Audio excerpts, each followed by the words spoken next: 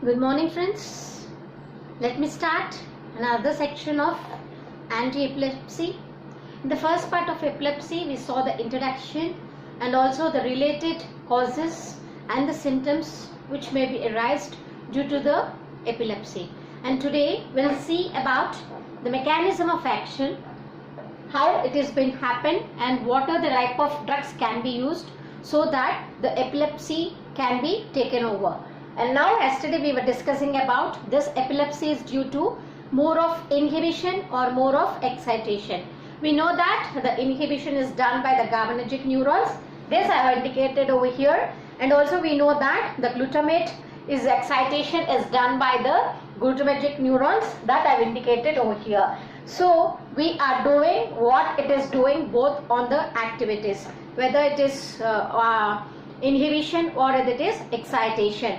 Now as I indicated over here, this is all just the synapse, the post synapse, that means before the post synapse it is presynapse, and here this is the post synapse and this is a presynapse, and these presynapse, this of presynapse of glutamatergic neurons have indicated the post synapse over here, indicating over here. That means the transmissions whatever the glutamatergic neurons has been submitting are submitting onto the post synapse, and later the GABAergic neurons, the transmitters which are being used are being released and it is being submitted onto the post synapse.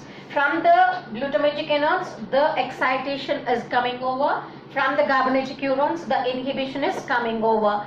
We know that the GABAergic neurons will be submitting their inhibitions with the help of chlorine ions, the flow of chlorine ions. And this was always done by the fate of GABA in our previous videos, where we saw the release, the synthesis and metabolism of GABA there. And so that's just a little part of that can be captured over here. And here the glutamatergic ions, or we know that the glutamate is one of the excitations which is done by the action potential and by the hyperpolarization. In order to do the hyperpolarization activity, we want two types of ions over there. Why? Because they are voltage gated. We know that voltage gated sodium ions will be available and voltage gated potassium ions will be available. And also we know that the GABAergic neurons are also been helping with the help of GABA receptors, which may help with GABA A with inotropic receptors, and GABA B is working with metabotropic receptors. Here we are talking about the inotropic receptors, where it is submitted by all the 5 subunit units and it is having some flow of chlorine ions. So we are submitting now, we'll see what happens in the presynaptic area. We know that this is a neuron, these are the axons, and the last part will be a synapse part, and the synapse part here we done with 2 types of neurotransmitters. I've done it here. 2 types of ionic transmissions. One is sodium, which is called as sodium channels, that I'm indicating over here. Voltage gated sodium channels. Voltage gated.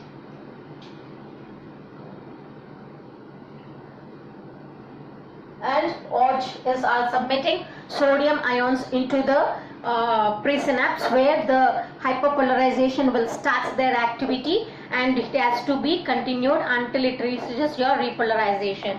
And later you have done it in other model over here. These are called as calcium channel ions. Here I am writing over here calcium channel ion, which is voltage gated.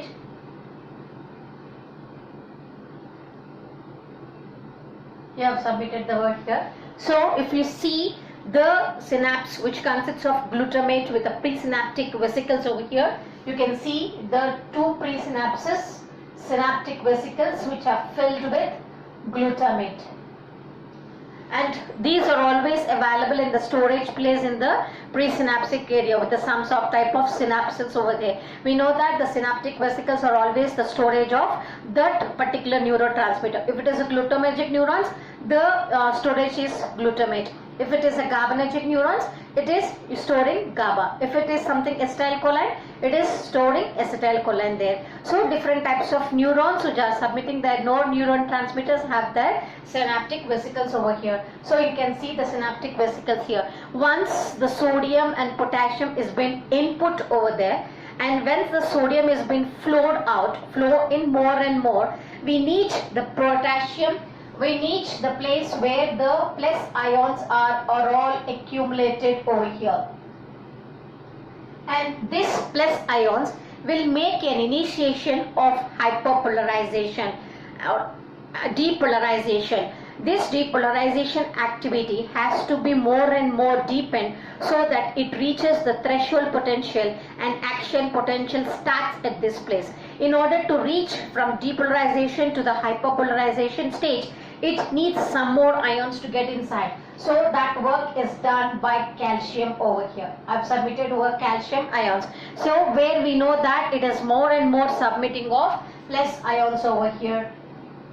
So what happens when more and more potassium, more and more calcium and more sodium has been submitted inside the presynaptic area, what happens? It starts depolarization, reaches to the hyperpolarization, and the synaptic vesicles will come and touch the end part of the glutamagic synapse, and this synapse will get bursted itself, leaving all the synaptic vesicles storage place of GABA, whatever the glutamatic neurotransmitters outside. And here I've indicated over here which are being eliminated out after the depolarization and repolarization activity. Once the neurotransmitter is being submitted out, what happens? The flow of potassium will start over here. All the potassium ions will be submitted out. Whenever the potassium has been submitted out, we know that the plus ions are being eliminated. So it reaches the stage of repolarization and the work is completed in the presynapse. So the neurotransmitter which has been submitted in the junctional place, it has to reach the postsynaptical area, and this postsynaptic area should consist of some receptors. Always the glutamagic receptors consists of two types of receptors on top. So what they are called as AMPA. This is one of the receptor onto the glutamagic receptor of postsynapse. And you have one more called as NMDA receptors, which are always having the floating of this neurotransmitter which has been submitted onto the junction and being released outside. Released out and enter into the postsynaptic area. So the junction which is having the neurotransmitter is being submitted to with the help of two receptors. One is called AMPA receptor and the other one is called NMDA receptor. That we already know that, we do not discuss about that. And so now the neurotransmitter is ready into the postsynaptic area. So what happens? The postsynaptic area will start the depolarization activity so that it is submitted to the other receptor which is consists of the presynaptic area. Why? Because it is a transmission between two neurons. So but in epilepsy what happens is this potassium, the calcium and potassium which has been submitting more and more will be higher in amount. So what happens? The potassium channels will increase, the calcium channels will increase. So what happens? All the plus ions will be more and more and more and more, and the synapse is always filled with the positive ions. So what happens? There will be some lightening and there will be some spark, there will be some firing into the neurons, and it cannot be like more and more excited and may not be controlled back. Why? Because there is a potassium and there is no flow of potassium outside, and it is only submitting all the sodiums and into the plus ions into the presynaptical area. So what happens? It starts firing, and that firing, what happens? After firing, it cannot able to accumulate itself inside it and starts discharging into the synaptic vesicles. That means synaptic junction, what we saw here. And what happens? That type of lightening and that type of firing will be submitted to all the neurons. So once happens, the epilepsy will start existing over the hair. Why? Because there is more and more excitation. We know that if at all there is excitation and inhibition in the control balance, the working of the limbs and working of the biceps and triceps muscles will be in a perfect condition.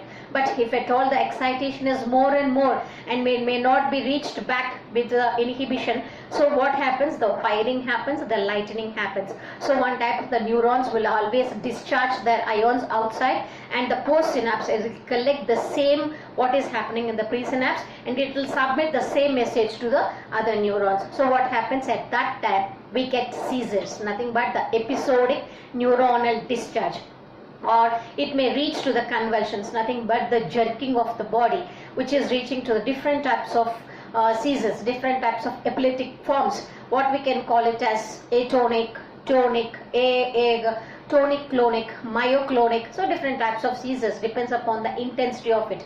So one thing what we need to remember at that spot is, yesterday we saw that if at all the sodium and calcium will be submitted onto the one part without any progression or without any spreading to the other lobes, they stay same, but will have some partial seizures. Once the calcium reaches the cortical area and the cortical area will submit their own ions to all the lobes, then we can have the generalized seizures. We know that yesterday we were discussing about that with the simplex, complex partial seizures and different types of generalized seizures. So now this is the submission of excitation has been over. Now we'll see what is the chapter of GABAergic inhibitions. As I told you before, always the excitation should be balanced by the inhibition. So what happens here? The inhibition is done by the GABAergic neurons. Here the submission of the presynapse consists of different types of qualities, where it is been storage,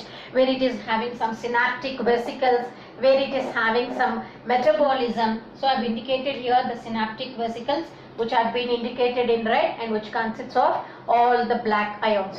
So all the black points are emitting your GABAergic neurons. So the remaining process is the same. It has to be depolarized, the submission of sodium, the submission of potassium, and also the synapses we should come over here. It should have some ruptures over here. It has to submit on to the postsynapse with the GABAergic neurons. So what happens here? The GABAergic neurons has to submit it on GABA receptors.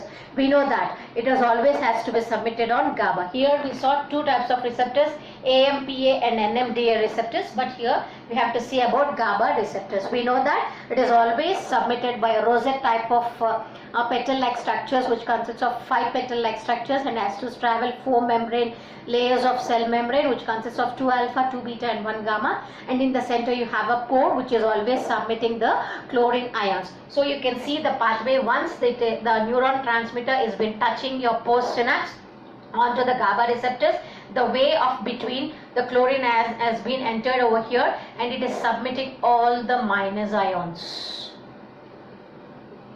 So once the minus ions are being submitted there, the inhibition activity starts off. Why? Because there is no positivity, and also if you see that if at all the person is not in epilepsy condition, this plus ions will be submitted, this minus ions, and there is a balance of the postsynapse and the message is being forwarded. But here we need to see the concept that the patient is having epilepsy. So that means there is higher amount of sodium, higher amount of calcium is already submitted, but here the chlorine may not be controlled by this. Why? Because their quantity is more and their quantity is less.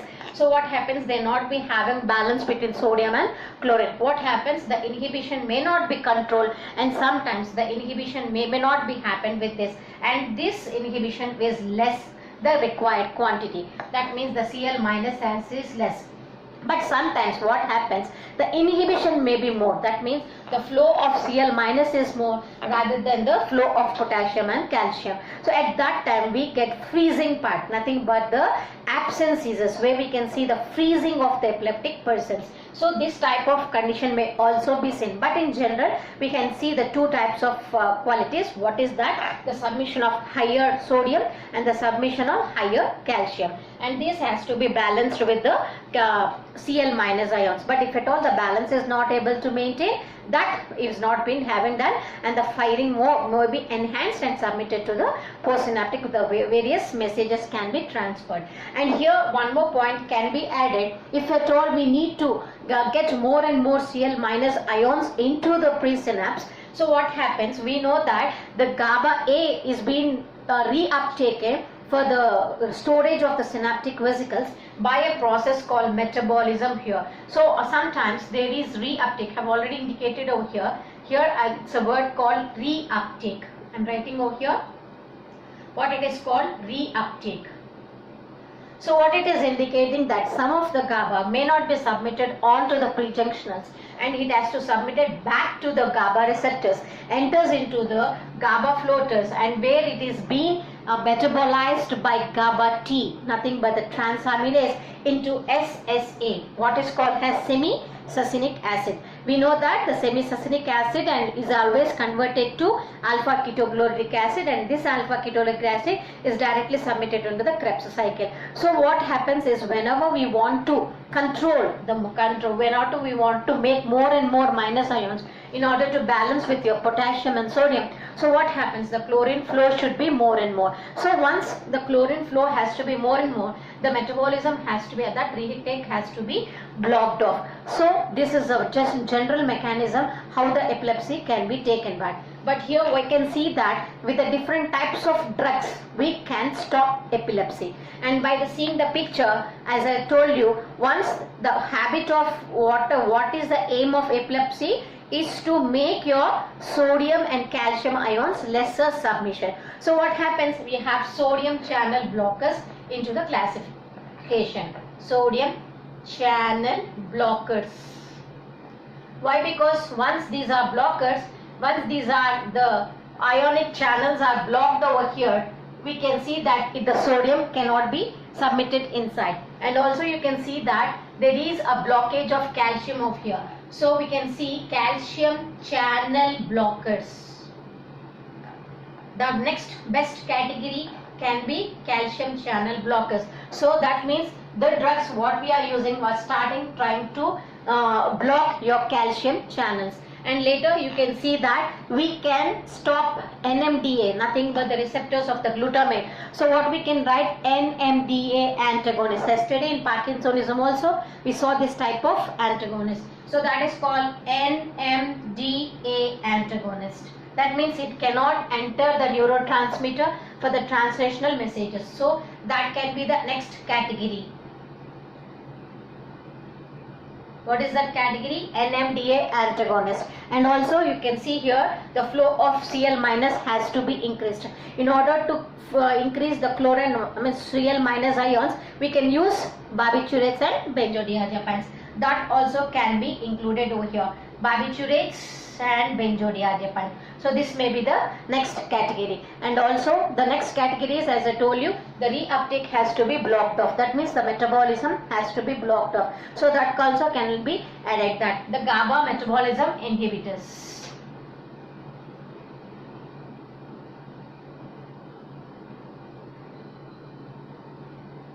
This is done by gabapentin. That is a much more better potent drug, GABA metabolism inhibitors. So these are the different types of drugs which can be used for the mechanism of action in order to rectify your epilepsy. And this is mechanism of action, and in the next class we'll do what is the different types of drugs and what are the types of classifications, and we'll finish off the chapter along with that. Bye for today.